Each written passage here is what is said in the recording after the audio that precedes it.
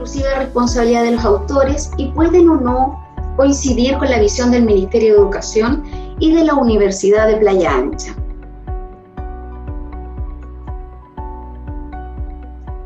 Saludamos también a las autoridades que nos acompañan en esta ocasión. ¿Ya?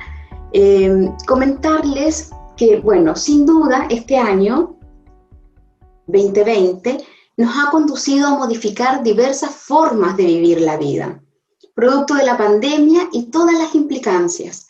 Las dificultades de hoy nos llevan a conciliar los ámbitos familiares y profesionales en cada rincón de nuestros hogares, tarea que muchas veces no es fácil, por lo que el Programa de Indagación Científica en Educación en Ciencias ISEC de la Universidad de Playa Ancha, agradecemos y valoramos que hayan decidido conectarse en este espacio y nos acompañemos en pandemia.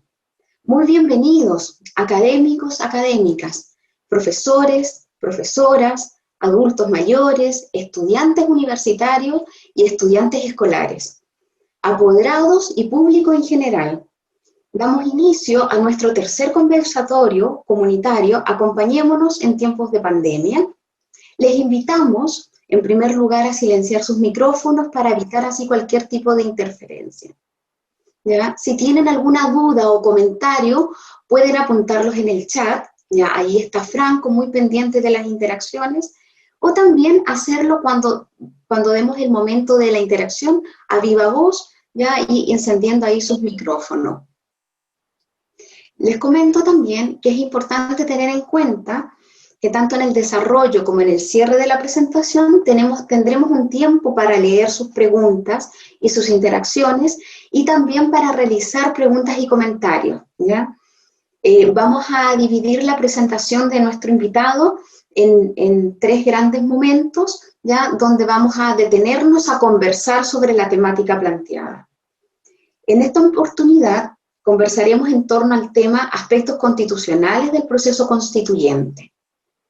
La Constitución política regula el funcionamiento del Estado chileno, las relaciones entre el poder y la ciudadanía, como también las relaciones entre poderes.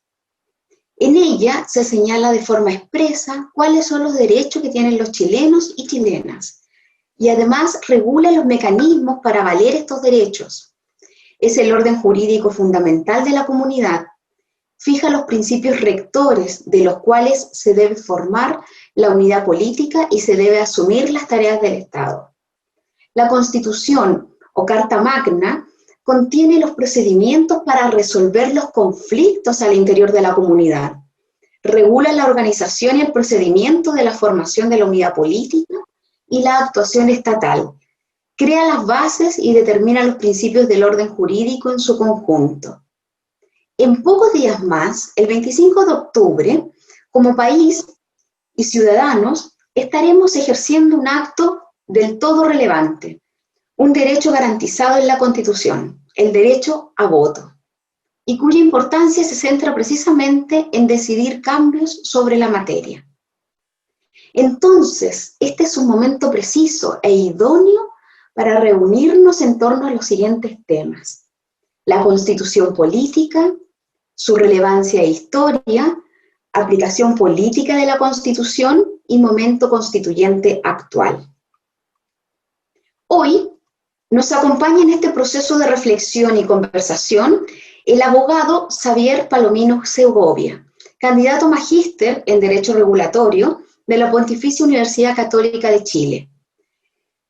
Se ha desempeñado Xavier como asesor legislativo, como profesor universitario, como abogado, y cuenta con experiencia en el apoyo a los planes de formación ciudadana que implementan los establecimientos educacionales de la región.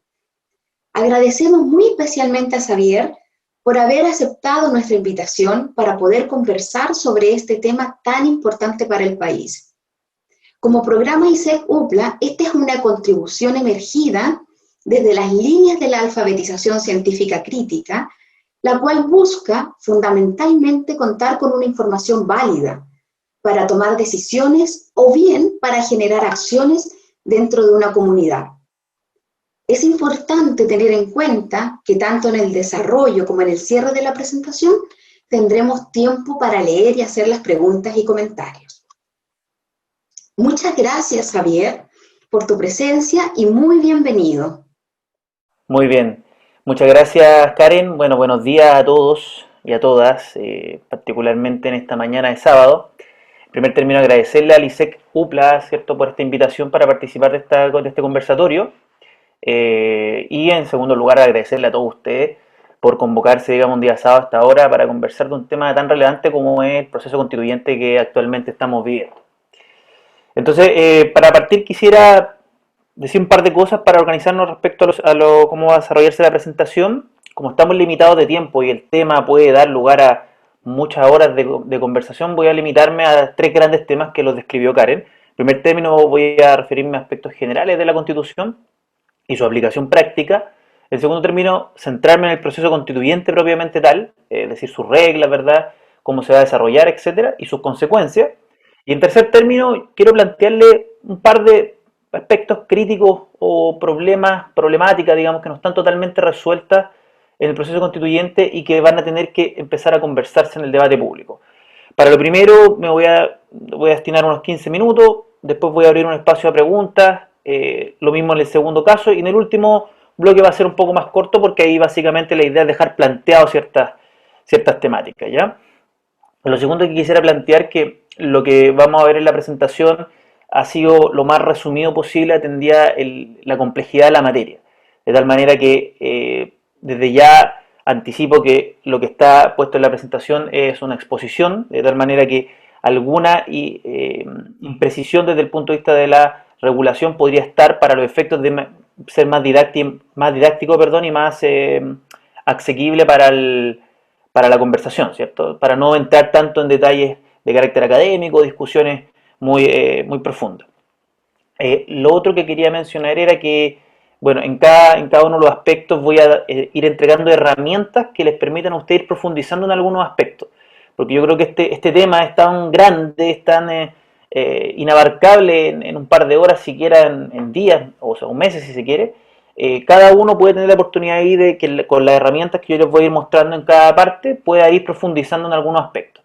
La idea es que este conversatorio sirva como una herramienta para una mejor decisión el día 25 de octubre y como lo vamos a ver más adelante, no solo para el 25 de octubre, sino que para los sucesivos procesos que se van a desencadenar eventualmente desde esa fecha, si es que ocurren algunas situaciones concretas. Bueno, sin más voy a partir entonces, vamos a partir esta primera parte. Como les mencionaba, este es el esquema de la presentación. Vamos a hacer una referencia a la constitución política, vamos a hacer referencia al proceso constituyente y a los aspectos críticos del proceso constituyente. Todo esto se enmarca dentro de la formación ciudadana, ¿verdad? Como un concepto que atiende a la entrega de herramientas para que los ciudadanos ejerzan su actividad política o se desempeñen como actores políticos relevantes dentro de la sociedad. ¿Ya? Como les decía en la primera sección, vamos a primero revisar brevemente qué es la Constitución, para qué sirve. En segundo lugar, cuál es la Constitución actual en Chile y cómo llegamos hasta este punto. ¿Qué contiene y qué debería contener la Constitución? Yo creo que ese es un debate muy interesante. Y finalmente, algunas reflexiones sobre por qué cambiar la Constitución o por qué mantener la actual, que también es una opción. Aquí, en la presentación, en el lado derecho, había una pregunta que decía ¿para qué la Constitución? ¿Cierto? Se me perdió un poco cuando los traspasé a este sistema de Prezi, pero ustedes me entenderán, digamos, que aquí en este lado debería decir ¿para qué una Constitución? Y pongo algunas imágenes aquí que quizá en el diario vivir nosotros no nos percatemos que está presente la Constitución, pero claramente está totalmente vigente en aquellos aspectos que se relacionan con estas imágenes. Veamos, por ejemplo, en el caso del coronavirus. ¿Qué tiene que ver el coronavirus con la Constitución? Pues bien, los primeros días de marzo el presidente de la República hizo uso de una de sus atribuciones constitucionales para decretar estado de excepción constitucional y con eso limitar la libertad de todos los ciudadanos con miras a controlar la pandemia. Ese estado de excepción constitucional hasta el día de hoy nos rige y está previsto en la Constitución política. Es decir, son herramientas que el presidente tiene para limitar las libertades. Ahí hay una idea que quería dejar planteado. Lo segundo, ¿por qué se relaciona la Constitución, por ejemplo, con el Banco Central? Bueno, la Constitución regula y consagra al Banco Central, organismo muy relevante en nuestro sistema porque regula la política monetaria del país. Es decir, todo lo que tiene que ver con la inflación, con la política cambiaria también tiene algunas facultades, o sea, es un órgano muy relevante que también está presente en la Constitución, que quizá no siempre se hace referencia a las grandes discusiones constitucionales, pero claro que es relevante esta institución. En tercer lugar, otro aspecto que también podría decirse que uno diga, ¿está en la Constitución esto? Es el derecho de las minas, o sea, ¿qué ocurre con la minería del país? Bueno, en la Constitución política está regulada de manera bastante clara qué ocurre con los minerales de nuestro país, quién es el dueño de los minerales del país y cómo se pueden explotar y sacar provecho de ello. También, por ejemplo, se pronuncia respecto a materias tan disímiles como la probidad. Aquí el mono un poco se refiere a ello. Y en cuanto a la probidad, regula cuestiones bastante relevantes, como por ejemplo el hecho de que determinadas autoridades van a tener que dar una declaración de interés y patrimonio, otras autoridades van a tener que entrar en un fideicomiso ciego que se le denomina, y algunas van a tener que derechamente enajenar algunas de sus propiedades o bienes para el efecto de ejercer un cargo público. Básicamente con esta imagen lo que les quiero demostrar es que la Constitución está llena de aspectos o contenidos que quizás no estamos del todo conscientes, pero que claramente lo está regulando en cada momento. Bueno, pues bien, un poco la parte más académica, por decirlo así, les presento algunas definiciones de Constitución. Es importante que tengamos una noción de lo que se trata y les propongo algunas definiciones de distintas fuentes. En primer término, la Real Academia Española, ¿verdad?, define como la ley fundamental de un Estado. Ese es como el concepto clásico que se ha utilizado en estos debates, ¿verdad? Esto es lo otro que es relevante, tiene un rango superior al resto de las leyes. Ya voy a pronunciarme un poco respecto de esta cuestión del rango superior al resto de las leyes. Pero también la Constitución, como lo mencionó Karen en la introducción, define el régimen de los derechos y libertades de los ciudadanos. Eso es lo primero. Y después, como consecuencia de regular el régimen de los derechos y libertades de los ciudadanos, delimita los poderes e instituciones de la organización política. No es al revés, no es que la Constitución organiza el Estado y como consecuencia regula derechos y libertades. No, sino que es los derechos y libertades de los ciudadanos están consagrados en la Constitución y para protegerlos se delimitan los poderes e instituciones de la organización política. Las constituciones políticas nacen por los derechos y libertades que deben ser protegidos y no al revés. De tal manera que siempre tenemos que tener presente eso. El poder se regula para justamente proveer de un marco de ejercicio de los derechos y libertades de los ciudadanos, no para que el poder defina cuáles son los derechos y libertades de los ciudadanos. ¿Ya? Esa es una relación importante que hay que tener presente. Otra definición que me parece muy entretenida es la del Diccionario Constitucional chileno, que define como una norma de rango superior, que ya lo vimos anteriormente, que configura la forma y validez de la creación del derecho en una sociedad. O sea, la Constitución define todo lo que hay hacia abajo, las leyes, los reglamentos, las sentencias, los decretos, lo que sea. Y lo ordena en un solo texto, la organización y el funcionamiento de los poderes públicos, y cuya finalidad, y esto es lo que hablaba anteriormente, es limitar el poder político, de un modo tal que garantice los derechos y libertades de las personas. O sea, esta es la idea que les comentaba anteriormente. El ejercicio del poder se regula para proteger los derechos y libertades de las personas. Hay otra definición de García Pelayo, que es un autor español, que va más o menos en la misma línea. Y un autor también que se llama Andrés Ariú define el derecho constitucional, ya no tanto de la Constitución, pero me gustaría plantear este concepto, que es una rama del derecho que busca organizar en el marco del Estado-Nación una coexistencia pacífica del poder y la libertad. Algo mencionaba también Karen en su introducción respecto a que la Constitución debería fomentar una convivencia pacífica en la sociedad, y también efectivamente es una de las finalidades que busca la Constitución. O sea, el hecho de que existan derechos y libertades públicas que defender y que por lo mismo tengamos que limitar el poder, se hace para que todos tengamos una coexistencia y una convivencia pacífica en la sociedad. Como les decía al principio, vean esta página, es muy interesante, diccionarioconstitucional.com, es una obra abierta, gratuita, que pueden ver en línea, donde dos profesores de Derecho Constitucional muy reputados en este país definen una serie de conceptos constitucionales. Y la virtud que tiene es que cada vez que usted tenga una duda respecto a qué significa este concepto, qué significa este otro, qué significa soberanía, qué significa tratado internacional, qué significa, qué sé yo, terrorismo, derechos humanos, bueno, usted puede acudir a ese diccionario y rápidamente va a poder encontrar una definición concreta y precisa respecto a lo que significa. De verdad que se lo recomiendo, una herramienta muy interesante y de rápida consulta. Bueno, ¿para qué sirve una constitución? Es una pregunta que hemos estado todos pensando, reflexionando en estos últimos días a propósito del inicio ya del proceso constituyente, ¿no? Ayer, por ejemplo, ya partieron las franjas televisivas de los distintos comandos y nos hemos preguntado ¿para qué sirve la constitución? Algo vimos anteriormente en las definiciones. Primer término, organiza los poderes del Estado. Pero aquí van varias preguntas. ¿Cuáles poderes del Estado? Tenemos la noción de lo que nos enseñaron en la enseñanza media, ¿verdad? De que hay tres grandes poderes, legislativo, judicial y ejecutivo. Pero yo les puedo decir con claridad, y lo vamos a ver más adelante, que la Constitución regula muchísimos más poderes. Regula, por ejemplo, el Tribunal Constitucional, a la Contraloría General de la República, a las Fuerzas Armadas y de Orden y Seguridad. ¿Quién puede negar que también es una organización importante dentro de un Estado y que eso también lo regula la Constitución? El Banco Central, los gobiernos regionales, las municipalidades, o sea, no es solamente la clásica estructura del Estado de tres poderes, por decirlo así. Esos tres poderes hace rato ya que no es una noción muy acabada en el presente. Hoy día hay distintos poderes que se interrelacionan entre ellos, respecto a lo cual la Constitución lo que hace es equilibrar sus atribuciones y deberes para que ninguno se sobreponga por sobre el otro, o a lo menos ese es su propósito original. La pregunta es ¿cuántos? ¿Cuántos organismos tienen que estar en la Constitución? Cada vez más, desde que la Constitución del 80 se dictó, se han ido creando más órganos en la Constitución.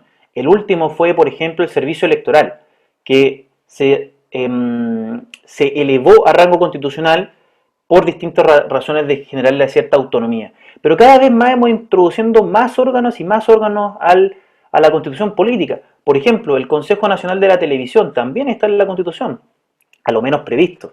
O sea, hay una multiplicidad de órganos y la verdad es que no hay un límite definido de hasta cuándo o cuáles órganos deberían estar en la Constitución y cuáles no. Eso más bien depende de justamente la realidad política y las razones por las cuales haya que darle algún rango constitucional a algún órgano. Y esto lo digo a nivel personal, como opinión personal. El problema de aquello es que se generan tantos niveles de autonomía que a la larga tenemos distintos órganos que no responden claramente a una lógica de control. Y no sabemos bien quién controla determinados órganos que están en la Constitución. Es un problema que se está produciendo en este problema con estos poderes. Bueno, ¿y cómo organizarlos? La Constitución regula muy brevemente cada tipo de órgano y en otros casos también lo regula de manera bastante detallada. Es el caso, por ejemplo, del Tribunal Constitucional, que tiene una regulación bastante detallada en la Constitución política y que ha traído más de algún problema en la convivencia política del Estado, ¿verdad? Hemos tenido algunas situaciones con el Tribunal Constitucional que han sido de público debate, como por ejemplo el proyecto de ley de que iba a crear un CERNAC mucho más potente que el que hoy día tenemos, digámoslo así. El Tribunal Constitucional terminó por declarar inconstitucionales varias normas que le permitían al CERNAC investigar y sancionar los atentados contra los derechos de los consumidores. Ahí hay un problema que hay que definir. En segundo término, la Constitución sirve para reconocer, proteger y promover los derechos fundamentales. Esto es de vital importancia. Los derechos fundamentales están regulados en nuestra Constitución en un catálogo, usted lo puede leer en su artículo 19, son cerca de 25 derechos, cada uno de los cuales tiene bastantes disquisiciones que haya que hacer entre ellas, pero lo cierto es que la Constitución debería a lo menos reconocer, proteger y promover estos derechos. ¿Lo hace nuestra Constitución política? Bueno, justamente ese es uno de los puntos que más se ha criticado de la Constitución política actual. No es tanto el hecho de reconocerlos, sino que más bien el hecho de protegerlos, ampararlos y promoverlos. Al respecto aquí, quisiera hacer una mención breve al Sistema Nacional e Internacional de Protección de los Derechos, que ha tomado mucha relevancia en el último tiempo. ¿A qué me refiero con esto? Los sistemas nacionales de protección de los derechos nos referimos a distintos mecanismos jurisdiccionales particularmente, a través de los cuales se pueden garantizar que el Estado va a proteger algunos derechos que están en la Constitución. Me refiero al recurso de protección, que muchos lo habrán escuchado por ahí y por allá, al recurso amparo, que también es otra acción constitucional, pero también me refiero al sistema internacional de protección de derechos. Chile ha firmado una serie de tratados internacionales de derechos humanos, particularmente, y aquí tengo algunos que quería compartir con ustedes. Tenemos, por ejemplo, la Declaración Universal de Derechos Humanos, muy importante, al Pacto Internacional de Derechos Civiles y Políticos, y también su primo, que es el Pacto Internacional de Derechos Económicos, Sociales y Culturales, la Convención Americana de Derechos Humanos, y todo esto son tratados, son normas que están vigentes en nuestro ordenamiento jurídico. de tal manera que también tienen que tenerse presente al momento de discutir una constitución. Hay una serie de derechos que los tratados internacionales regulan de mejor forma que la propia constitución. Por ejemplo, la constitución política no consagra el derecho a una vivienda adecuada en este país, pero sí los tratados internacionales lo hacen. Por lo tanto, esos tratados internacionales también tienen que tenerse presentes al momento de discutir una nueva constitución. Tercer término, la constitución sirve para la validez de las normas jurídicas. No voy a adentrarme mucho en esto, lo vamos a ver en la siguiente lámina. Y finalmente, la pregunta clave aquí, que ha sido muy debatida, es si la constitución debe definir un sistema económico. Lo cierto es que nuestra constitución en ningún artículo habla de cuál es el sistema económico o el modelo que debe asumir para la dirección de la economía. De tal manera que, dependiendo de la política pública que se adopte en un determinado momento, esa política puede apuntar a un modelo más bien de carácter neoliberal, a un modelo más bien de estructuras sociales de mercado, a un modelo más bien socialdemócrata, etc. No hay ninguna limitante en la constitución política. Sin perjuicio de ello, debo mencionar que esto no es algo pacífico o algo que no haya sido objeto de debate. Hay algunos autores que indican que la constitución política reconocería un sistema de carácter neoliberal en nuestro país. Otros dicen que si bien no hay una estructura clara definida en la constitución, claramente no se admiten otros sistemas económicos, como por ejemplo algún sistema de economía centralmente planificada, ¿verdad? La constitución no daría para que se pueda adoptar ese sistema. Ejemplo, en otros países tenemos, en España, por ejemplo, se reconoce que en España rige una economía de mercado, y así como en la constitución cubana también se establece que el Estado es un Estado socialista. Nuestro país no lo define tan claramente, pero sí tiene algunas normas que han sido objeto de interpretación, a través del cual se ha dicho que en nuestro país rige un principio denominado de subsidiariedad. Y este principio de subsidiariedad la verdad es que no existe claramente en el texto. Se desprende de una interpretación que realizan algunos para decir que efectivamente eso existe y con ello justificar alguna posición política económica. ¿Y por qué les comento esto? Porque en toda constitución no es solo importante el texto, lo que dice la constitución, sino también quiénes son las personas que tienen el poder para interpretar ese texto. Porque de ese poder van a salir muchas conclusiones que quizás no están claramente establecidas en el texto. De tal manera que es muy importante también definir quiénes van a ser aquellos intérpretes que tienen que dar lugar a aquellos vacíos, oscuridades o cosas que no están tan claras en la Constitución. En tercer término quería plantearle la famosa pirámide normativa, ¿verdad? Que una de las funciones que tiene la Constitución es ser de de norma que le da validez a las demás normas. La Constitución está en la cúspide, ello le da validez a la ley, y en tercer lugar esa ley también habilita que el reglamento, que son normas que emite el presidente de la República, puedan también ejercer su labor de especificar la ley. Esta es una pirámide que en la teoría se ve muy clara, muy eficiente, pero lo cierto es que en la práctica no opera de esa manera. Quisiera darle un ejemplo, que lo puedo dar a través del medio ambiente. La Constitución política protege el derecho a un medio ambiente libre de contaminación, pero no dice mucho más. Luego, la ley indica una serie de protección al medio ambiente, ¿verdad? Y particularmente una de ellas se denomina el sistema de evaluación de impacto ambiental. Es decir, determinados proyectos de desarrollo tienen que ser evaluados ambientalmente para poder desarrollarse en este país.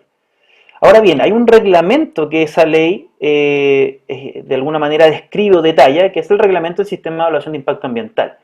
La ley, por ejemplo, establece que los proyectos mineros deben entrar a evaluación ambiental, pero luego el reglamento establece que no todos los proyectos mineros deben entrar a evaluación ambiental, sino que deben entrar aquellos que sean de 5.000 toneladas hacia arriba, y por lo tanto los de 5.000 toneladas hacia abajo no entran a evaluación ambiental. Esto lo que le estoy diciendo de alguna manera es para ejemplificar que si bien hay un propósito declarado acá arriba en la Constitución de que las personas tienen el derecho a vivir en un medio ambiente libre de contaminación, pues bien, la ley luego da un instrumento específico para ello, que es la evaluación ambiental, pero es el reglamento, que es una norma dictada por el presidente de la República sin pasar por el Congreso Nacional, puede decir, mire, ¿sabe qué? Aquí vamos a diferenciar entre algunas actividades mineras que sí entran a evaluación ambiental y otras que no. De tal manera que esta famosa calidad de la Constitución, que establecía como la cúspide de la pirámide normativa, es bastante discutible o o a lo menos atendible desde el punto de vista de si realmente la Constitución hacia abajo describe todo el sistema jurídico como nosotros quisiéramos que fuera. De tal manera que hay que tener mucha precisión en cómo la Constitución define una determinada materia para que la ley y luego el reglamento lo hagan también de la misma forma. El tiempo nos va premiando, pero voy a tratar de pasar rápido por esto. ¿Cuál es la Constitución actual en Chile y cómo llegamos ahí? Se nos ha planteado este proceso constituyente como una cuestión que se relaciona directamente con la Constitución vigente del año 1980. Pero lo cierto es que este es un proceso muy largo que proviene desde ya las primeras constituciones del siglo XIX en nuestro país. Yo aquí les pongo la Constitución del 1828, una constitución que seguramente no ha sido muy estudiada, pero creo yo que aquí está el origen de la gran cantidad de artículos que tiene nuestra Constitución vigente. Esta Constitución está dentro del marco de los, entre comillas, ensayos constitucionales. En realidad fue el proceso de formación de la República en nuestro país. Esta Constitución pasó de manera casi íntegra a la Constitución de 1833 en aquella parte, por ejemplo, referida a los derechos. Ahí les pongo esta foto porque es la batalla del Ircay. La batalla del Ircay fue el quiebre entre esta Constitución del 28 y la del 33.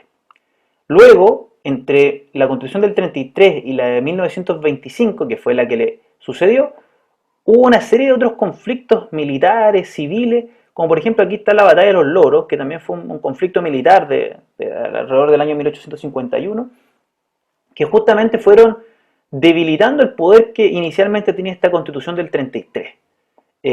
Generó distintas reformas en el año 1871 y 1874.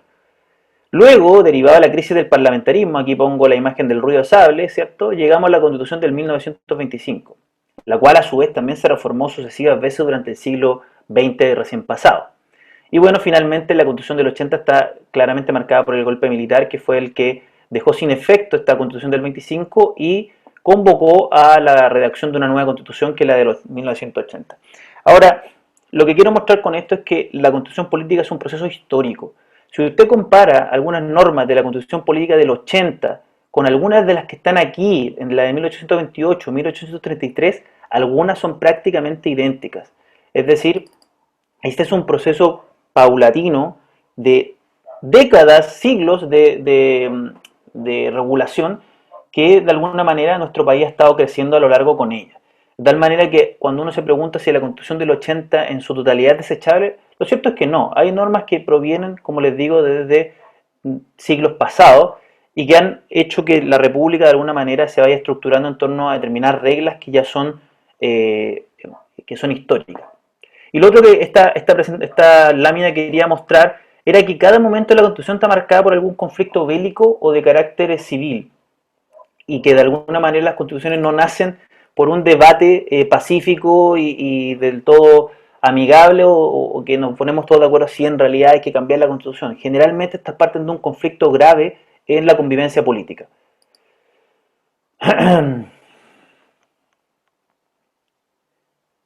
Bueno, se me está pasando los 20 minutos que había propuesto, voy a pasar rápido por esto.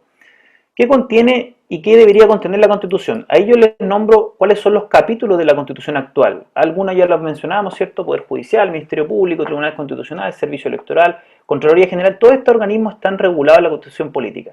Seguramente los más importantes están aquí, Gobierno y Congreso Nacional y en los derechos y deberes constitucionales. Eso es lo que contiene actualmente la Constitución. Los invito justamente a leer la Constitución, es lo más importante para el proceso constituyente que actualmente tenemos. Ahora, ¿qué debería contener la Constitución? Es la pregunta más recurrente en este proceso constituyente. Y lo cierto es que, en principio, el órgano que está llamado a elaborar una nueva Constitución no tiene mayores límites para poder decir qué es lo que tiene que contener y qué es lo que no. Podría establecer estos mismos organismos, esta misma regulación del poder, estos mismos derechos o más derechos o menos derechos. Lo que no puede hacer, y está establecido claramente en las normas que regulan el proceso constituyente, es ir en contra de, por ejemplo, los tratados internacionales que ya ha ratificado nuestro país. No puede tampoco ir en contra de las sentencias que ya han sido dictadas en nuestro país. No puede alterar el régimen democrático de nuestro país, sin saber muy bien de lo que significa aquello, no está definido. Son algunos límites que va a tener el organismo constituyente. Pero lo cierto es que lo que debería contener va a ser definido de manera autónoma por este organismo y no tiene mayores límites. Podría definir muchas cosas que hoy día están o que no deberían estar. Ahora, dentro de una constitución política, muy importantes son los derechos constitucionales, ¿cierto? Para una convivencia política pacífica, como habíamos hablado anteriormente. Pero aquí quiero darle un concepto, que es el concepto de sala de máquina. Los derechos constitucionales no son nada si es que solamente se declaran en la Constitución, es decir, se da un catálogo gigantesco de derechos garantizados, pero que la verdad que en la práctica no va a ser así.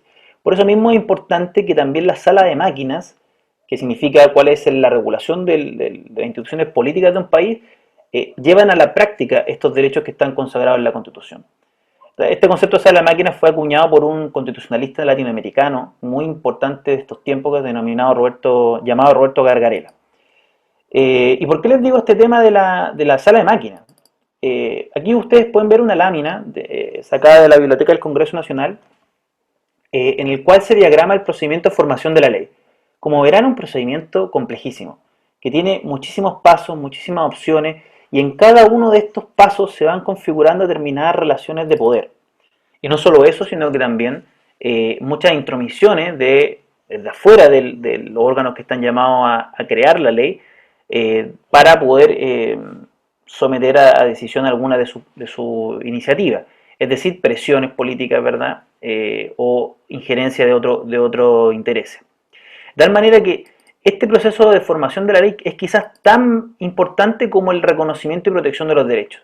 Hoy día nuestro procedimiento de formación de la ley está caracterizado por grandes atribuciones que tiene el presidente de la República en este procedimiento de formación de la ley. Cuando también en la enseñanza media nos enseñaban que era el Congreso el que decidía las leyes, eso no es tan así en nuestro país. En nuestro país las leyes las decide el presidente de la República. Y en nuestro país es muy difícil que una ley salga sin el consentimiento del presidente de la República. En el último tiempo se han dado situaciones bastante interesantes en que el presidente, si bien no ha tenido una oposición a un proyecto de ley, tampoco ha tenido una actitud proactiva respecto a ello. Me refiero al proyecto del 10% del retiro de fondos provisionales.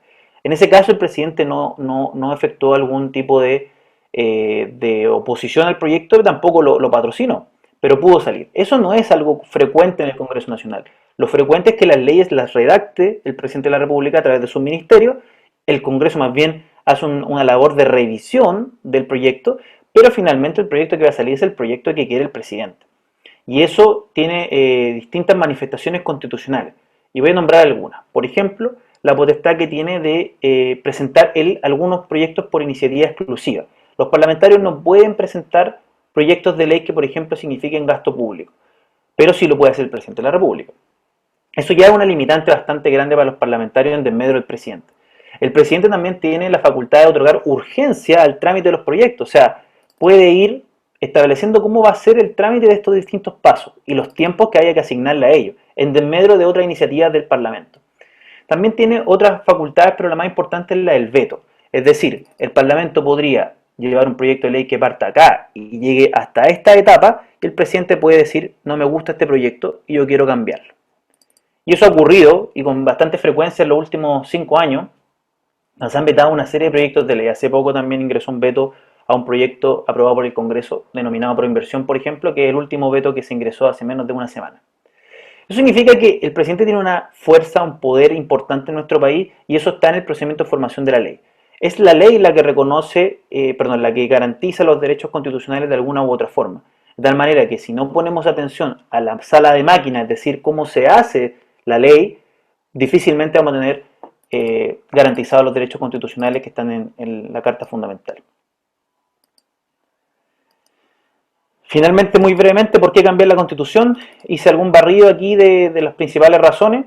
Ilegitimidad de origen, ¿cierto? La Constitución se estableció en un proceso anormal de constitucionalidad, está en suspenso la Constitución de 1925, y la Junta Militar se autoasumió, digámoslo así, el poder constituyente, y con ello dictó una Constitución con una comisión que se denominaba la Comisión Ortúzar y otros pasos, digamos, que tenía que recurrir esa comisión. Segundo término, las reformas de la Constitución Política de 1980. Es sin duda la Constitución más reformada que hemos tenido en la historia del país. Eh, por ahí había un conteo, pero las reformas llegan a los cientos. La Constitución ha sido muy parchada y la verdad es que muchas de sus instituciones ya no dan mucho abasto. Otra razón es el desprestigio de las instituciones públicas. Eso también es una razón muy relevante para cambiar la Constitución. También hay que hacer referencia al protoproceso constituyente. No debemos olvidar que este no es el primer proceso constituyente, hubo otro iniciado por la expresidenta Michelle Bachelet en su segundo gobierno, que terminó con el ingreso de un proceso de reforma constitucional a ser tramitado por el Congreso. No sé si se recuerdan los cabildos, ¿verdad?, los encuentros interregionales. Y ese protoproceso constituyente también fue importante desde el punto de vista de la discusión pública. Y bueno, la razón directa de cómo se desencadena este último proceso constituyente a través del estallido social. Algo nos vamos a referir más adelante. Antes de pasar a la segunda parte, no sé si tenemos un tiempito para responder algunas preguntas. Sí, Javier, muchas gracias. Ya tenemos ahí varias preguntas en el chat. Agradecemos a Cecilia, que nos agradece mucho esta instancia de haber aperturado estos espacios. Ya Franco nos va a ir comentando ahí algunas preguntas para poder abrir el diálogo. Hola Javier. Hola. Mira, las preguntas que nos han dirigido en el chat responden básicamente a dos categorías. Por un lado, a los derechos y por otro lado, al tema legal propiamente tal. En el lado de los derechos se nos consulta si algunos derechos reconocidos por organismos internacionales se podrían trabajar con una eventual nueva constitución y nos citan, por ejemplo, el acceso a una educación gratuita, donde se garantiza legalmente, pero no necesariamente están especificadas las condiciones mínimas. Sí, no sé si me va a hacer más preguntas o respondo una por una, ¿no? No sé cómo vamos. Por el otro lado, la gente que preguntó sobre temas legales, preguntan, bueno, primero entienden que la Constitución rige a las leyes, por lo tanto, las leyes actuales, en caso de que se redacte una nueva Constitución, están dentro de los límites que no se pueden tocar con la nueva Constitución. Y otra persona consulta si este poder ejecutivo puede considerarse como una dictadura legal. Ya, a lo primero, respecto de los tratados internacionales, muy buena la pregunta. Efectivamente algo mencioné respecto a que el límite que tiene la Convención Constituyente son los derechos consagrados en los tratados internacionales. Ya yo le había mostrado algunos, ¿cierto? La Convención Americana sobre Derechos Humanos, por ejemplo, es uno de los tratados más aplicados en Chile, y por eso hago referencia a ella. La Convención Americana de Derechos Humanos consagra una serie de derechos, algunos que están no tan bien regulados en la Constitución política. La Convención Constituyente que pueda o no redactar una nueva Constitución tiene que necesariamente tener como límite el respeto de estos tratados, de tal manera que no puede dejar sin efecto estos derechos que ya están consagrados, ¿cierto? Por una parte. Y segundo, tiene que intentar de alguna forma consagrarlos en su texto. Ahora, si no los consagra, lo importante es ver cuál es la fórmula que la Constitución asume para incorporar esos derechos en nuestro sistema jurídico. Actualmente, hoy día hay una cláusula, en el artículo 5º, inciso segundo de la Constitución, que permite entender que todos los derechos que están consagrados en tratados internacionales sobre derechos humanos se incorporan a nuestro sistema jurídico. Bueno, pues bien, es tarea del órgano constituyente ver cómo esa cláusula que hoy día está vigente se mantiene en la nueva Constitución o se hace una nueva cláusula de carácter similar. Respecto a la educación gratuita, hoy día nuestra Constitución reconoce la educación gratuita hasta el sector medio. La pregunta, me imagino, va dirigida a la educación superior. Ahí básicamente la Constitución tiene que establecer cuál va a ser el nivel de gratuidad que va a asegurar. No tengo la claridad si en los tratados internacionales se establece que la gratuidad debe llegar necesariamente a la educación superior.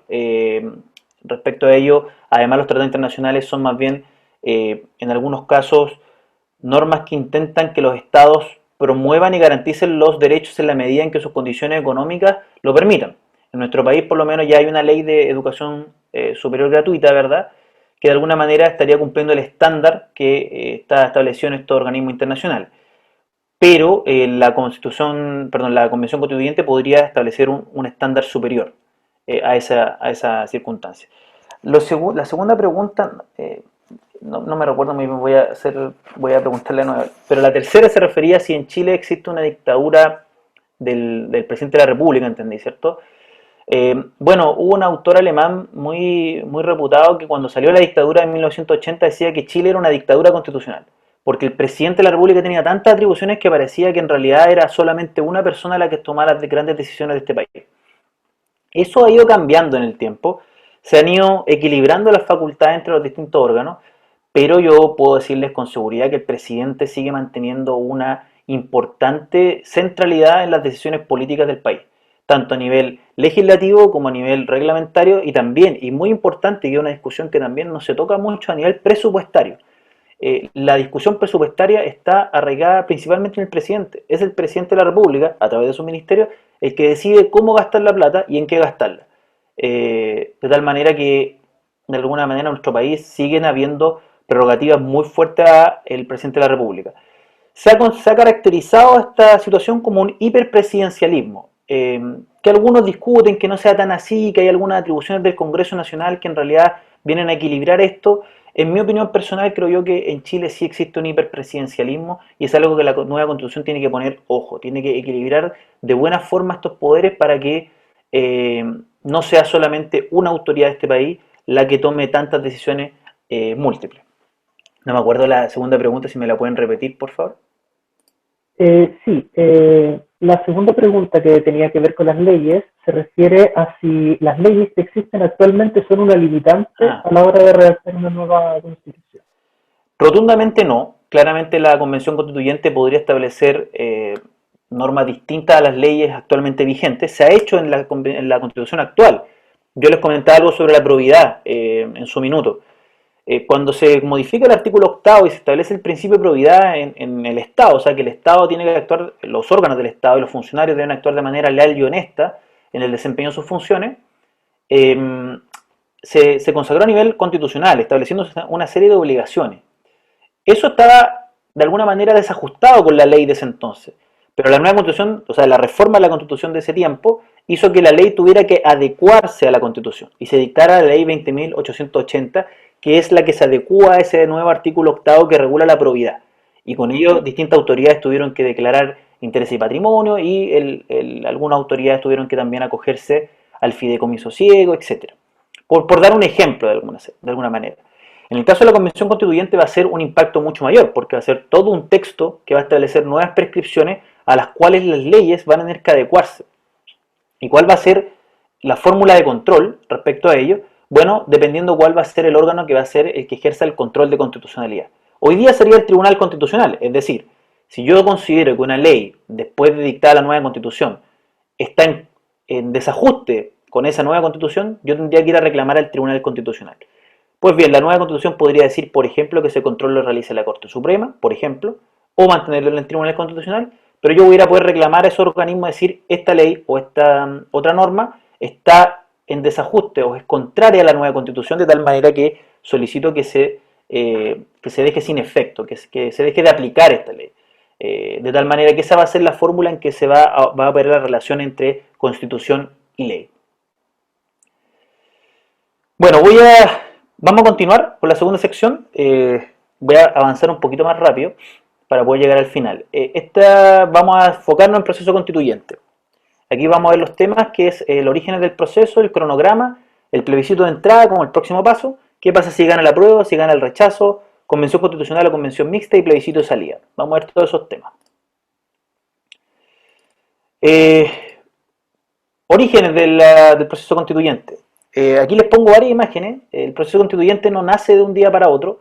Yo diría que nace desde el primer momento en que la Junta Militar se asume como el titular de la soberanía en nuestro país y dicta una constitución en dictadura que es la del año 1980. De ese minuto ya hay distintas críticas de distintos sectores políticos respecto a la ilegitimidad de origen de la constitución. Ahí ya parte un germen que permite detectar que iba a haber necesariamente un proceso de reforma a la constitución. Y no tardó mucho en llegar. Les pongo aquí el plebiscito, pero no porque el plebiscito haya sido una reforma constitucional, no, sino porque una vez que ganó el plebiscito, los distintos sectores políticos de la época llegaron a un acuerdo para reformar la Constitución en una serie de disposiciones, que fue la reforma del año 1989. Esa fue la primera gran reforma de la Constitución, por lo tanto ahí tenemos que tenerlo como antecedente. O sea, ya había una gran preocupación respecto a muchos temas que habían en la Constitución. Pero, sin perjuicio de la modificación del año 1989, continuaron muchas normas que se denominaban enclaves de la Constitución del 80, es decir, ciertas normas de amarre que mantenían el régimen político que se había vivido desde antes de los años 90. Por eso el año 2005, y aquí pongo la figura del expresidente Ricardo Lagos, se firma la reforma de la Constitución del año 2005, la segunda gran reforma de la Constitución política. Por ejemplo, ustedes la recordarán, fue la reforma que terminó con los senadores designados, ¿cierto? Senadores que no lo elegía el pueblo directamente, sino que eran electos por distintas reglas especiales, ¿verdad? Y eso termina el año 2005 con otra serie de regulaciones.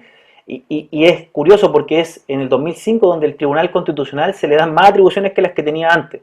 Quizá el problema que hoy día tenemos con el Tribunal Constitucional no es tanto un problema de la Constitución del 80, sino que más bien fue un problema de la reforma del 2005. Lo dejo como un detalle a conversar ahí.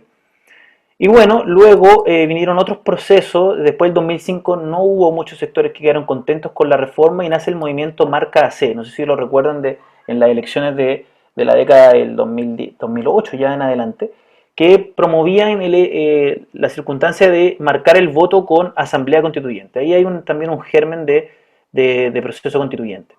Pongo aquí también los cabildos ciudadanos a los que hice referencia anteriormente, el proceso constitucional de la expresidenta Bachelet, que generó un proceso de participación ciudadana bastante amplio, que yo creo que tuvo bastante efecto desde el punto de vista de relevar la importancia de la Constitución en nuestro sistema político. Y bueno, finalmente el estallido social sin duda es el gatillante directo del proceso constituyente actual. Sin el estallido social y las distintas manifestaciones, no hubiera existido el acuerdo político para reformar la Constitución, por cuanto la Constitución requiere altos quórum para poder reformarla, de tal manera que si no es mediante un acuerdo político, no se hubiera podido reformar la Constitución de la forma en que se está planteando. Este es el íter, el camino del proceso constituyente. El 25 de octubre tenemos el plebiscito de entrada que se denomina. Y les quiero dejar esta idea del plebiscito de entrada, porque nosotros consideramos que el plebiscito que viene el 25 de octubre es el plebiscito final, por decirlo así. No, es realmente el plebiscito de entrada, es decir, es el que va a activar un procedimiento que vamos a tener que seguir y que no necesariamente va a terminar en una nueva constitución. Eso es importante mencionar. Tenemos dos opciones, ¿cierto? Apruebo, y en ese apruebo usted vota convención constitucional o convención mixta, ya nos vamos a referir a eso, o vota rechazo. Ahí yo pongo un signo de pregunta para discutirlo después, ¿qué pasa si gana el rechazo? Luego tenemos, si es que gana el apruebo, tenemos la elección de constituyente el día 11 de abril. Luego, electos los constituyentes, se tiene que instalar el órgano constituyente y va a tener, en principio, 9 meses para redactar una nueva constitución, y esos 9 meses pueden prorrogarlo por otros 3 meses. Es decir, estamos ya hablando de que se va a constituir en junio del 2021 y se va a tomar, yo creo, los 12 meses para redactar el texto, y por lo tanto vamos a terminar de redactarlo el año 2022, en junio aproximadamente. Luego ese órgano tiene que entregar el texto aprobado al presidente de la República de ese entonces, que ya va a ser otro presidente, no va a ser el actual. Ese presidente tiene que convocar un plebiscito de salida, que se denomina, que tiene un plazo para ello, que es 60 días desde que convoca el plebiscito, y en ese plebiscito vamos a tener que aprobar o rechazar el nuevo texto que se propone por parte del organismo constituyente. O sea, como les digo, un proceso que, si es que él gana el apruebo, va a demorar cerca de 2 años en terminar. Un proceso bastante complejo con muchas aristas. Aquí les quiero mostrar que hay algunos mecanismos especiales de integración. No sé si tengo mucho tiempo para adentrarme dentro de esto, pero en principio el proceso constituyente se había adoptado por estos partidos políticos que están acá y otros, ¿verdad? Pero hubo presión ciudadana muy fuerte relativa a generar 2 grandes cambios. El primero es los independientes, por eso les pongo aquí, se imaginan un mundo sin políticos, porque de alguna manera los independientes estaban fuera de este proceso, porque los partidos políticos centralizaban la decisión respecto a quién iban a integrar el organismo constituyente. Y eso se aprobó y hoy día los independientes van a tener una mejor posición para poder competir con los partidos políticos. Lo mismo la reforma paritaria, sea que haya convención constituyente o convención mixta constitucional, vamos a tener una convención con paridad de género, con distintos mecanismos de lista, es decir, las listas tienen que ser paritarias, hombre y mujer, pero si, una vez que ya se voten los constituyentes, para saber quiénes son los que van a integrarlo, va a haber un mecanismo de mujer y hombre, ¿verdad? Va a haber una mujer, un hombre y así. La regla es un poco más compleja, pero para que se pueda explicar rápidamente así. Lo que queda pendiente es lo que está acá abajo, los pueblos originarios. Esta es una imagen de los pueblos del norte, a veces un poco olvidados por la relevancia de los pueblos mapuches, ¿verdad? Pero también tenemos otros pueblos originarios en nuestro país, como los atacameños, Coya, Diaguita, Rapanui, Cahuéllar, etcétera. De tal manera que este tema todavía no está resuelto. Hay un proyecto en el Senado que todavía no se ha resuelto respecto a si los pueblos originarios van a integrar o no el órgano constituyente con cupos reservados. Eso está en discusión.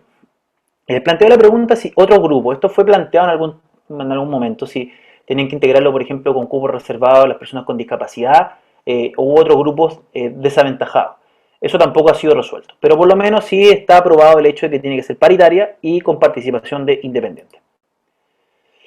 El plebiscito de entrada, les voy a dejar algunas fuentes acá, les invito a ver el glosario de términos, un glosario bien completo respecto a distintos conceptos que están debatidos en el plebiscito, en esa página, plebiscitonacional2020.cl, glosario. Ahí pueden ver distintos conceptos. El cronograma del plebiscito es mucho más detallado que lo que estoy mostrándoles yo en esa página. Ahí están cada una de las etapas. De hecho, les anticipo que está en sesión, digamos, las juntas electorales, que son las que definen quiénes son los vocales de mesa. Así que probablemente pronto vamos a tener noticias al respecto. Buenas o malas para los que salgan, no sé, ahí va a depender de cada uno. Bueno, vean las franjas electorales, ya partieron el día de ayer. La televisión tiene que garantizar estos espacios públicos de manifestación, que está a cargo de los distintos comandos, y la gran novedad que tienen las franjas electorales de ahora es que están incorporando a grupos de la sociedad civil. Ya lo vieron el día de ayer, iglesias, federaciones de funcionarios, ¿verdad? Eso ha sido una novedad respecto a las franjas electorales que hemos vivido en nuestro país. Y fundamentalmente todo para el plebiscito de entrada, lean la Constitución vigente. La fuente más fidedigna es la de la Biblioteca del Congreso Nacional, porque es la que tiene la norma más actualizada. Como les mencioné, la Constitución tiene tantas reformas que es lo mejor tener un texto actualizado. Y bueno, tenemos que en el plebiscito de entrada aprobar o rechazar. Esas son las dos opciones que están a nuestra disposición. Si gana el apruebo, se convoca la elección de los miembros de la Convención Mixta o Convención Constitucional, según corresponda, lo vamos a ver más adelante, el día 11 de abril de 2021, es decir, votamos el 25 de octubre y si se gana el apruebo, tenemos una nueva votación el 11 de abril del 2021. Elección que se junta con la de gobernadores o elecciones municipales, o sea, tenemos que elegir concejales, alcaldes, gobernadores regionales y convencionales constituyentes. 4 autoridades que habría que elegir el 11 de abril del 2021. Una vez electos, como lo conversamos, tienen un año para elaborar el texto y entre medio, el 21 de noviembre de 2021, o sea, en pleno funcionamiento de la Convención Constitucional, tenemos elecciones de consejeros regionales, parlamentarios y presidente de la República. O sea, es bastante curioso cómo se da que mientras se discute la nueva Constitución, la política va a seguir, ¿verdad? Los procesos electorales continúan sin detenerse, al contrario, tienen que continuar y la Convención Constituyente no puede afectar el periodo de elección popular de este organismo. Por ejemplo, si se eligiera un presidente determinado el 21 de noviembre de 2021, no puede la Convención Constitucional acortar el término de ese presidente, de los 4 años ya electos. No se asegura nueva constitución por los que les comenté, si gana el apruebo solo se desencadena un proceso de discusión, pero tiene que ratificarse después en un plebiscito de salida el texto completo. Si gana el rechazo, se mantiene vigente la constitución actual, se mantienen las elecciones populares programadas y las preguntas que surgen es, ¿se puede seguir reformando la constitución? Bueno, por lo pronto que sí, se puede seguir reformando la constitución, pero la duda que queda es si puede iniciarse un nuevo proceso constituyente. Eso va a depender netamente de si existe el quórum constitucional para poder reformarlo, ¿verdad? Quórum que es bastante alto y que por lo tanto va a requerir de amplias mayorías para poder hacerlo. Ahí quedará para la ficción si es que efectivamente ocurre aquello, pero evidentemente está la posibilidad que ocurra. ¿Qué elegir? ¿Convención constitucional o convención mixta?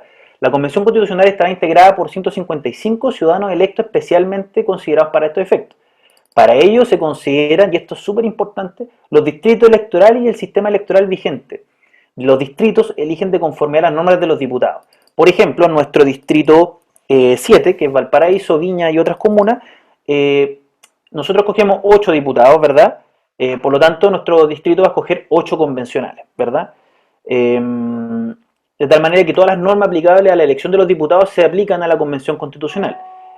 Nuestra región, nuestro distrito, perdón, va a estar representado entonces por 8 convencionales constituyentes. En el caso de la convención mixta, está integrada por 172 miembros, de los cuales 86 corresponden a ciudadanos y 86 a parlamentarios que serán elegidos por el Congreso Pleno, conformados por todos los senadores y diputados en ejercicio. En este caso, los distritos eligen de conformidad a normas especiales, no recuerdo bien, pero creo que nuestro distrito 7 en ese caso escogería 4 convencionales. Ahí está la opción, o sea, la convención constitucional es 100% electa, la mixta es mitad parlamentario en ejercicio y mitad electa, pero la diferencia es que tiene más miembros, tiene 172 miembros a diferencia de la convención constitucional que tiene 155. Esto es relevante al momento de la decisión porque recuerden que la convención va a operar por quórums altos de aprobación, que son los 2/3, ya me voy a referir un poco a ello. Pero los 2/3 de 155 son 103 y los 2/3 de 172 es un poquito más. Por lo tanto, también es importante tener presente los quórums a los efectos de elegir una u otra opción. Luego de que la convención haga su trabajo, ¿verdad? Redacte el texto, viene el plebiscito de salida, se aprueba el texto final, se entrega al presidente de la República de ese momento y se convoca a plebiscito.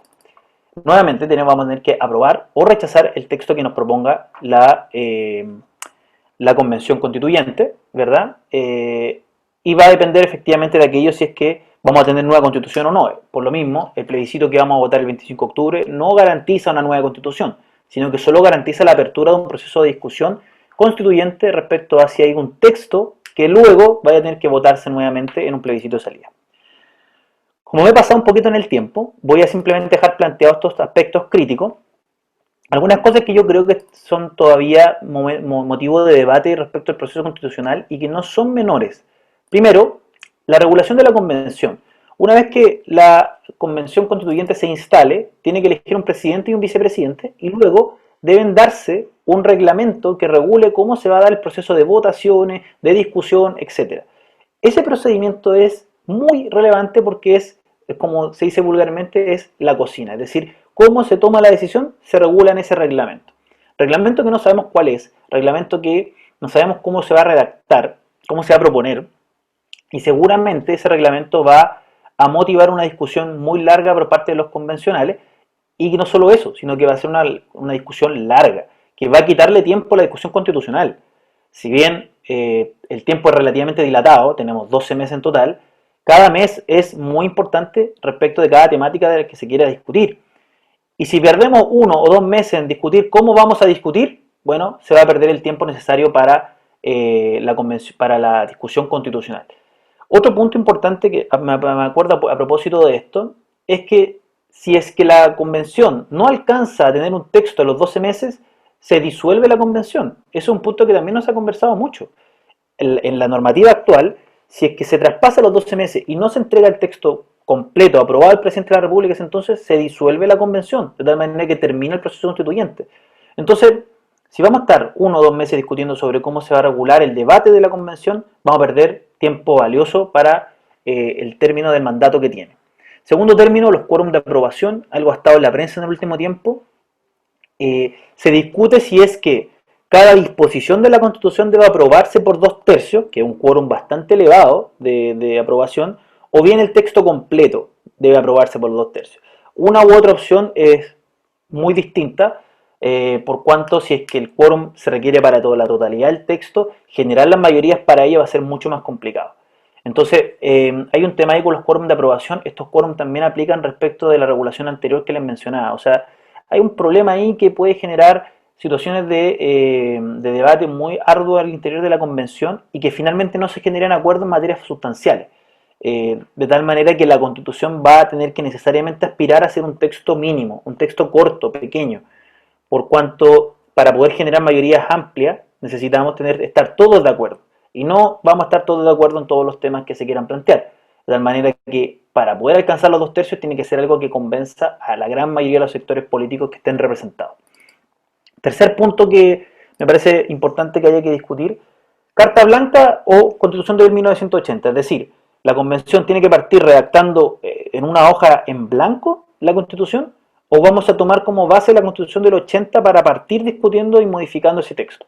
Esto es muy relevante. Si se toma la opción de una carta blanca, la discusión va a ser muy larga. Muy larga porque como un texto de cero implica un trabajo mucho más arduo que el hecho de tener un texto vigente. En la legislación diaria, digamos, se puede ver, o sea, es mucho más fácil reformar un texto que ya existe que crear uno nuevo, por cuanto de alguna manera basarse en las experiencias previas, las positivas, ¿verdad? Siempre es mejor para ir avanzando en algunos temas que ya están zanjados. ¿Para qué volver a discutir sobre artículos que, como les comenté, vienen de la Constitución de 1833? Eso dejémoslo, si nadie discute que, no sé, que el artículo séptimo de la Constitución debería mantenerse quizá de la misma forma en que se ha consagrado siempre. Pero sí otros artículos deberían modificarse. Hay un tema que no está todavía definido de cómo va a trabajar la convención. Cuarto punto, el funcionamiento con otro órgano. O sea, la convención va a estar en funcionamiento mientras los órganos a los cuales va a estar destinado van a estar trabajando.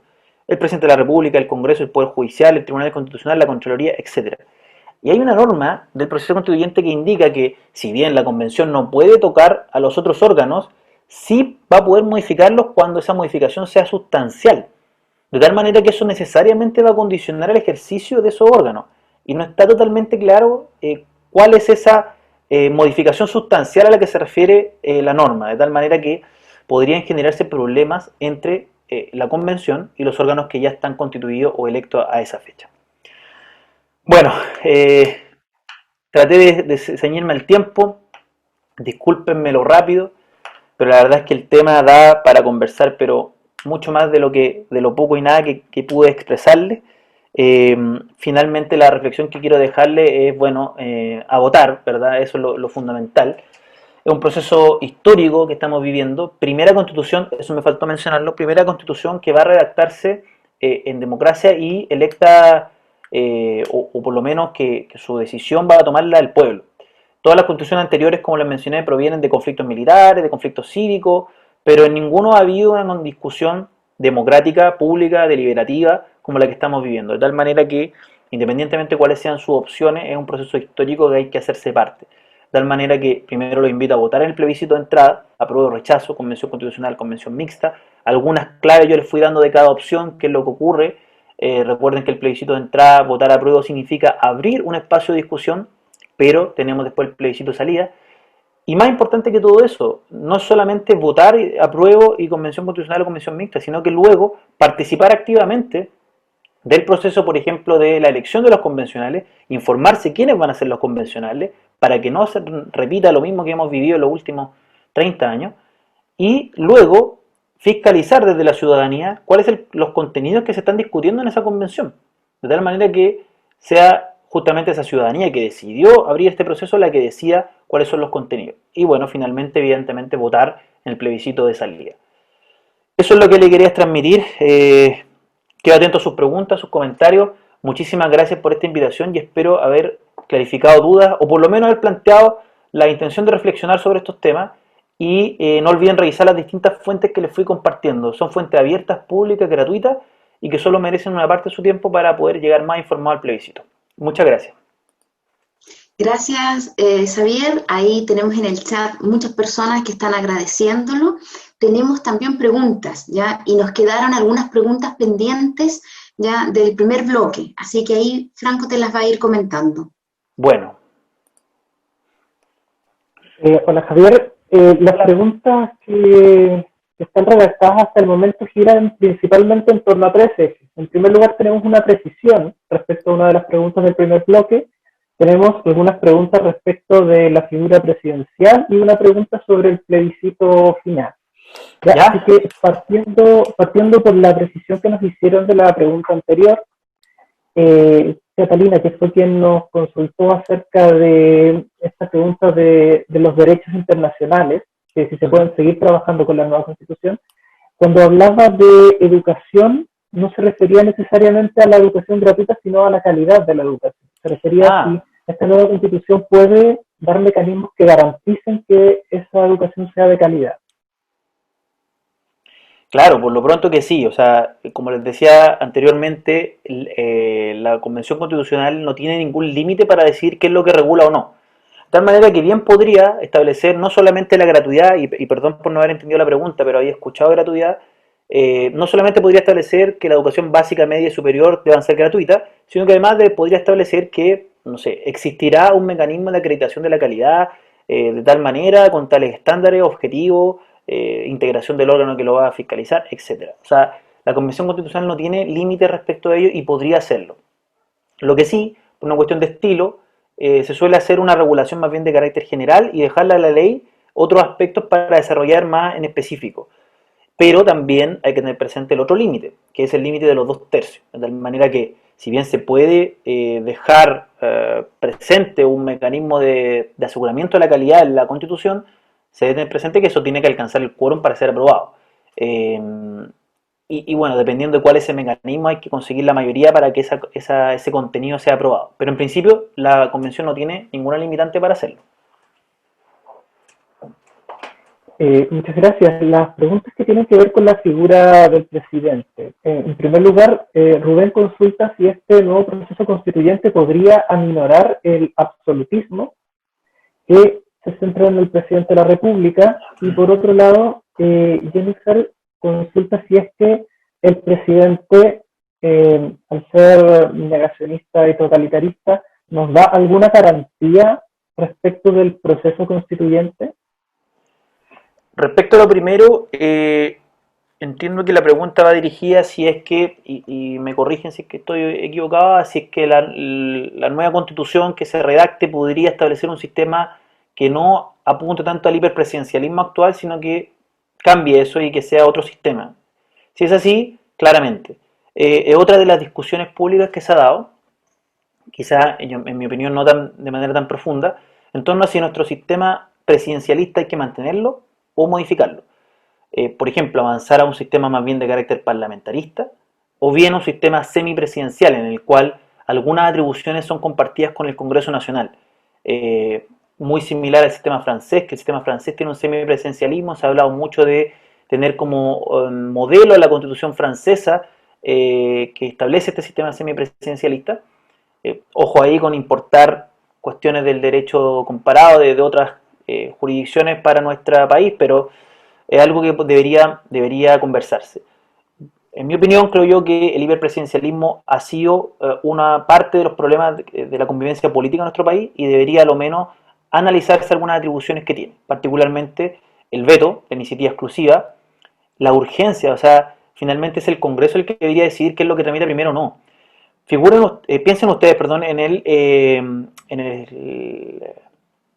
la Constitución de Estados Unidos. En Estados Unidos el presidente tiene limitadas atribuciones para tramitar las leyes y el Congreso es el que decide cómo las va a tramitar, cuándo, ¿verdad?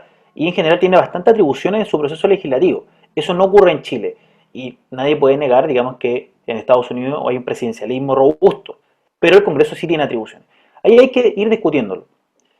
Y segundo, respecto a la pregunta de qué garantías da el presidente, estuve analizando cuáles serían aquellas atribuciones que el presidente tendría respecto del actual proceso constituyente, por cuanto, como les decía, la actual convención por fecha va necesariamente pasar de un presidente a otro, o de un gobierno a otro, si se quiere.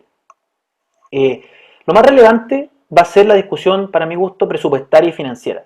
La norma que regula el proceso constituyente establece claramente que es el presidente de la República el que le tiene que proveer de los mecanismos administrativos, financieros y presupuestarios a este organismo. Yo creo que ahí está el punto de si va a haber voluntad política para que este organismo tenga las atribuciones necesarias. Por ejemplo, los convencionales van a tener una renta asegurada, ¿verdad?, de 50 unidades tributarias mensuales, aproximadamente 2,5 millones, ese va a ser su sueldo. Y la norma que regula la Constitución dice que van a tener otras asignaciones, como por ejemplo destinadas a asesores, ¿verdad?, a gente que los apoye para la redacción de los documentos, etc. Pero no se dice cuánto, quién va a financiar eso, ¿verdad? Y el presidente de la República podría decir, bueno, le doy tanto, ¿verdad?, un monto menor. Y eso significa un menor apoyo técnico, legislativo, ¿verdad?, al proceso. Y ahí podría tener mucha incidencia, o sea, un convencional sin apoyo técnico o apoyo de confianza que él pueda contratar, ¿verdad?, para tomar mejores decisiones, claramente podría debilitar el proceso. Por otra parte, no está claro también dónde va a ser la sede donde va a funcionar la convención. La Constitución establece que si el presidente nada dice, se entiende que es el Congreso Nacional, pero el Congreso Nacional va a seguir funcionando, de tal manera que necesariamente tiene que existir otra infraestructura destinada a ello, y el presidente de la República es el que tiene que proveerlo, tiene que financiarlo, ¿verdad? Tiene que dar el aspecto administrativo, las secretarías de apoyo técnico también tiene que darla el presidente. O sea, esto va a ser una discusión que va a estar justamente ahora en el presupuesto que ingresa ahora, en octubre, ¿verdad? Porque es el presupuesto del 2021 el que va a tener que considerar la plata o los recursos públicos necesarios para el desarrollo de la convención. Y ahí, en el presupuesto que va a ingresar ahora en un par de días, vamos a ver cuál es la voluntad política del actual presidente para darle realmente recursos a esta convención. Y si no lo hace en este presupuesto, podrá hacerlo con posterioridad. No quiero decir que en este presupuesto necesariamente tiene que estar, pero claramente sería una señal muy potente si es que en este presupuesto ya se considerara a lo menos alguna provisión adicional.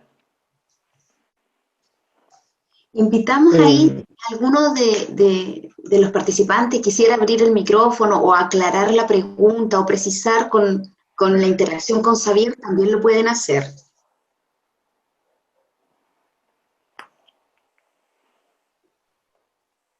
Nos queda una pregunta, por lo menos de las del chat, donde Valeria consulta qué ocurre si en el plebiscito de salida se vota rechazo.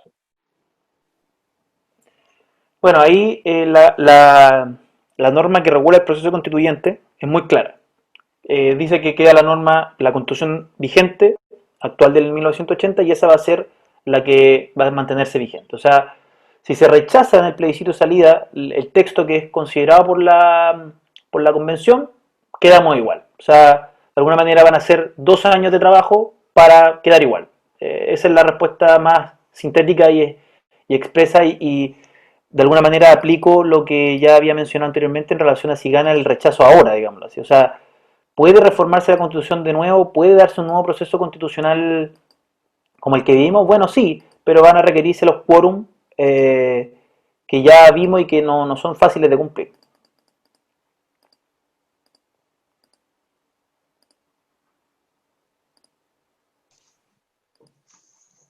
Muchas Eso, gracias. no sé si hay más preguntas. Sí, yo, Camilo Bravo. ¿Sí? Bueno, comprendiendo un poco lo que Edi ha dicho respecto a la historia de cómo se han llevado los procesos constituyentes o las constituciones, siempre han estado marcadas por conflictos cívico-militar, como hemos mencionado. Entonces, yo creo que hoy en día, mirando la realidad así como desde la ventana, sigue habiendo ese conflicto, sigue posicionándose una élite política que tiene mucha fuerza. El poder económico considero que tiene mucha fuerza hoy en día. Y está la otra parte también, que son los militares, las fuerzas armadas, que también tienen mucho poder hoy en día. Entonces, ¿cómo nosotros, aprendiendo de la historia de Chile, de los procesos que hemos tenido, cómo podemos regular eso para que obviamente todos estos procesos constituyentes sean más seguros? Porque considero que hay mucha gente que ha vivido el golpe militar, que vivió en dictadura, que quizás tiene miedo a estos cambios porque sabe que en algún momento fueron manipulados para hacerlos carne, como dice en algún momento Jaime Guzmán en una de sus entrevistas, que la Constitución se hace carne de Chile para poder introducir este sistema neoliberal que nos rige hoy en día. Entonces, digo ahora, ¿cómo podemos regular esa intervención que es súper potente y es súper dañina, sobre todo para la democracia que tenemos hoy en día?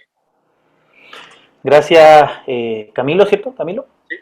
Gracias, Camilo, por tu pregunta y tu comentario, importante para el debate. Creo yo que a diferencia del plebiscito del año 80, que fue el que ratificó la Constitución vigente, el plebiscito que se nos aproxima tiene diferencias radicales con ese proceso. En primer término, la existencia de partidos políticos como nunca antes en nuestro país hemos tenido, una cantidad de partidos políticos, creo que estamos como los 30 partidos políticos. Eh, Hay franja electoral, ¿verdad? Hay difusión de propaganda electoral de manera libre, hay libertad de expresión, ¿verdad? A diferencia del plebiscito de 1980, ¿verdad? En que no habían registros, ¿verdad? No habían partidos políticos, no había libertad de expresión, etcétera. O sea, hay diferencias, por lo menos en ese sentido. También hay otra diferencia que es la que mencioné respecto a la participación de los independientes. Eso también es algo relevante, o sea, los independientes van a poder ir en lista al proceso constituyente, lo que les da una garantía de realmente poder salir electos, a diferencia de hoy día, digamos, que los independientes tienen que juntar firmas, ¿verdad? Sus votaciones van solamente para ellos y no suman la lista completa, lo que les da muchas menos posibilidades de salir electos, etcétera. O sea, ahí hay una posibilidad de que el riesgo de captura por parte de los partidos políticos descienda. Lo que no quiere decir que no haya posibilidad de que haya intromisión, como usted señala, respecto a otros poderes fácticos, eso es innegable. O sea, pensar de que la Convención Constitucional no va a haber intromisión de poderes fácticos es una utopía. Por lo mismo, es donde yo apuntaba, y voy a tomarme de su comentario para ratificar lo que mencioné anteriormente, respecto a la importancia de la regulación que va a tener la Convención, que esa se la va a dar la propia Convención. Hay algunas menciones muy pequeñas en la norma actual, o sea, por ejemplo, que los convencionales van a tener que aplicar la ley del lobby, que es básicamente una plataforma de registro de con quién se reúnen. Pero la verdad es que conociendo cómo opera el lobby no regulado en este país, va a haber una gran incidencia de poderes fácticos en la discusión. Y eso tiene que regularlo el reglamento que se dé la convención a sí misma. Por eso es tan importante ese reglamento, y apuntaba yo que va a dar un punto de discusión, porque justamente a través de eso se va a garantizar que ¿cómo se llama?, que los poderes fácticos no hay intromisión. Les doy un ejemplo. Si la convención se junta en comisiones, ¿verdad?, en salas, en salones, hay que ver quiénes van a poder ingresar a esos salones. Porque si, por ejemplo, puede ingresar cualquier persona, por lo pronto van a ingresar personas de los poderes fácticos, empresarios, ¿verdad?, lobistas, etcétera, y van a estar sentados al lado de los convencionales. Y eso va a generar también ahí una conversa entre el lobista y el convencional, que puede generar ahí complicaciones democráticas, y eso es algo innegable, algo que ocurre hoy día en el Congreso Nacional. Entonces, hay que ver cómo se regula aquello, y poder ver cuáles son los filtros que van a tener los convencionales, y que justamente hay una fiscalización muy asidua de la ciudadanía de con quién se reúnen, quiénes son los que se comunican con ellos, cuáles van a ser las vías oficiales para poder, no sé, manifestar una opinión respecto a algún contenido, y que las discusiones se den de manera pública, transparente y en democracia, finalmente, que es como estamos. Eso. Gracias. Muchas gracias Javier. El chat por la plataforma Zoom ya agradece la instancia y agradece tu presentación. Ya Rubén, Eugenia, Jocelyn, Paloma, Judith, Carol, Juan, Paulina, Margarita y Daisy la encuentran muy clara y muy precisa y agradecen toda tu disposición. Desde Facebook, desde las plataformas de Facebook, también nos agradece Kitty, Verónica y María José, ¿ya? Así que por honor al tiempo, sé que es un tema muy complejo, muy interesante también, y donde tenemos muchos elementos que aprender y comprender para poder tomar la mejor decisión que a nuestro juicio nos parezca, ¿ya? Y poder decidir con esa libertad y con esa información. Ya vamos a ir cerrando ya este espacio, ya en relación a las reflexiones que han emergido acá, a lo que nos ha podido enseñar y plantear Xavier, donde, por ejemplo, podemos visualizarnos en dónde podemos visualizar la Constitución, en todos los haceres que se realizan en nuestra comunidad, como país de un carácter regulatorio, los derechos y el ejercicio de las libertades de todos nosotros y de todas nosotras, como ciudadanos y ciudadanas, son resguardados por la Constitución, ejerciendo desde este foco la regulación del poder. La Constitución política es un proceso de siglos de regulación. Ahí Xavier nos marcó muy bien los elementos históricos. Ahí está marcado por conflictos, ¿ya?, en la convivencia política. Y actualmente, en este momento, nos encontramos en un proceso constituyente que implica remirar estos aspectos en la actual Constitución, de manera pacífica, por primera vez en nuestra historia. ¿Ya? Eso es algo importante que podemos ahí destacar. Los invitamos a seguir informándose en este proceso y de cómo participar en él. La Constitución nos habla de un nosotros, ¿ya?, y la forma en la cual queremos convivir, ¿ya? Agradecemos también este espacio, ¿ya?, y las preguntas que pudieron realizar a Xavier. Su disposición, Xavier, gracias por tu disposición, Gracias tu a ánimo, ustedes, tu gracias a entrega. ustedes. ¿Ya? En este espacio ya hemos conquistado ya algún público más jovencito, ya tenemos algunos escolares ahí conectados que también se están interesando en estos temas, y para eso nosotros es algo muy, muy importante. Agradecemos también a Jennifer Venega Espinosa por haber creado esta iniciativa, organizado e impulsado esto. Muchas gracias, Jenny, por esto. Agradecemos también al equipo ISEC, a Felipe, que está dentro de nuestros apoyos técnicos. Ofrecemos también las disculpas, ya que al inicio de nuestro conversatorio tuvimos algunas dificultades en esta área, ¿ya? Y nos retrasamos ahí unos minutitos, ¿ya? A Franco, a Betsabe, a Paola, al resto del equipo que también está conectado, que han apoyado para que este proceso pueda salir de la mejor manera posible para ustedes, ¿ya? Nos gustaría cerrar esta sesión ya con una gran fotografía. Los invitamos a quienes quieran o a quienes puedan, enciendan sus cámaras y a sonreír. En estos momentos la sonrisa es compartida, ¿ya? Y se transforma en un símbolo de lucha y de vida en comunidad.